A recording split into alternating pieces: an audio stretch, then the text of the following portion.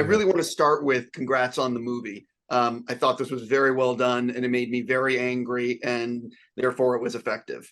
But before we get into talking about it, I like throwing a curve at the beginning.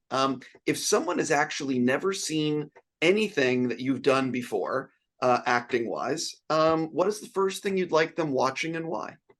I might go with my first real role in a movie, which was a movie called Beautiful Girls. That is one of my favorites still. And, you never forget your first. It was my first real Hollywood experience. So it has a very special place in my memory and my heart. And I'm really proud of it. I think it's a really strong movie. So that's one I might recommend first. You know what? First of all, I love that film, and I love that, and we talked about it, I love that scene when you guys are in the bar and you're playing is it Sweet Caroline on the piano or something? Yeah, and it's also just a great film. But I was gonna say similar thing for me is the first real role that I ever did, a film called Crown Heights, which is where I played a Trinidadian. So I had like a Trinidadian accent the entire time, and it was it's an Amazon film. I produced it as well. So I think that's the one to dive in on if there was a first to watch. Individual question for each of you. I'm going to start with Nnamdi with you.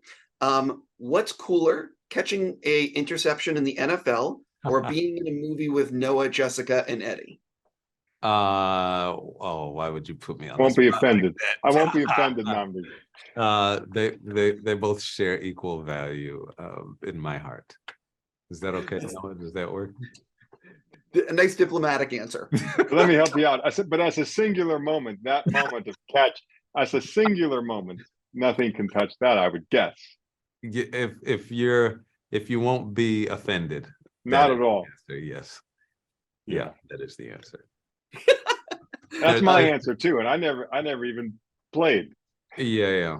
There's nothing really like that feeling of doing that in the NFL. I will never experience it. I will just live vicariously through the smile. Noah, I obviously loved your work on The Americans. Is it do you miss making the show, or do you sort of feel like because now that you've wrapped, you have more time to take on a role like this, which maybe you couldn't have done when you were making the show? I miss the people. I miss the family of the show. I miss seeing we were together for 5-6 years. And you get very close over that stretch of time and that intensity of work. So and we're still in touch to some degree, but I miss as I miss on every job that goes away eventually. I mean, I've never done one for as long as The Americans, so it's the most resonant and the deepest in a way. But I don't know if I miss. I mean, I think we told our story, and I don't think there's more to tell. So I don't feel like any desire to do Stan Beeman anymore, but I do miss the people. Jumping into why I get to talk to the two of you, it is I can't imagine what it was like. I'm not sure if you knew the story, but what is it like reading a script like this and realizing this is a true story and it's probably still happening? That people are just getting shuffled to other hospitals. You know what I mean? Yeah, it's horrifying. I mean, it's just a horrifying, infuriating, incomprehensible reality that in the most modern nation, the most technologically advanced, the richest nation in the history of the world, we don't have healthcare as human right.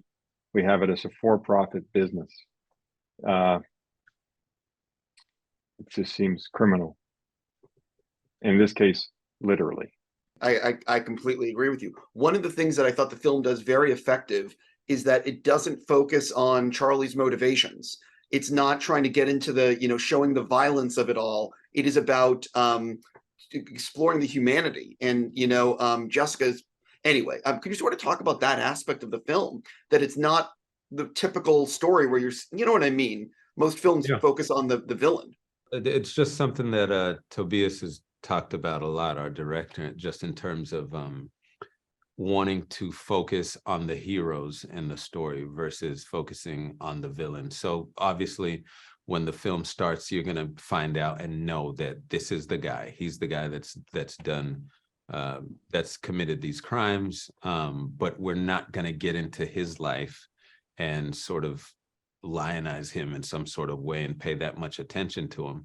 We want to talk about the heroes that brought him down and that really uncovered what this institution was trying to cover up. And I thought that was heroic in its own sense, as a filmmaker, to choose that route versus the salacious route of just sticking with the serial killer, which I'm sure tons of people would have wanted to see.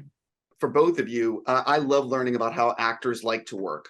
So let's use an example, if you don't mind, from this film. Say you have an important scene on a Monday morning, something dramatic or emotional that you know might be a little challenging. How early on are you actually getting ready for that scene and thinking about it and breaking down how you might want to do it? Because I've spoken to some actors that say they're getting ready weeks in advance, and others are like, it's Saturday morning. 2018 when I started. I mean, I don't think you can ever be over prepared. I mean, the caveat there is that what preparation means can be a wide variance. So I don't mean prepared like knowing exactly how you're going to do the scene. I think you can be over prepared if you have a result in mind. But I think you can never be over prepared in terms of understanding another human being. How long does it take you to understand another human? It's never about the scene. It's always about the whole person. So I think it's a mistake to think, oh, wow, Monday's a big scene. I better prepare for Monday. Monday's just a day in the life of your character. Maybe big things happen on that day. But in real life, you never need to prepare to be yourself. You are yourself. But, we're playing people that we're not. So there's an unlimited amount of preparation that can go into the full understanding of another human, a lifetime, So that's why the great roles are revisited years and years later. If some actors play the same role over the course of 40 years, you take a Shakespeare character, you can revisit that role forever. So that's my point of view. There's no such thing as being over prepared. Agreed. I agree. Oh, okay. I thought you were going to say more about that. No, I agree completely. I don't know that there's, I can try to say something else, but the preparation for the role starts when you get the project. And so if there's a big scene that's coming up on a Monday, it's just like Noah said, you're preparing for that character, and you've done that the moment that you've gotten the material. Your preparation as an actor starts way before that. So there are little tools that you can throw in here and there on that day that can help you. But for the role, it's when you get the material. It's not, the day of the big scene. I know what you mean. On that note, I got to stop. Just going to say seriously, congrats, and thank you so much for your time. Yeah, thanks very much.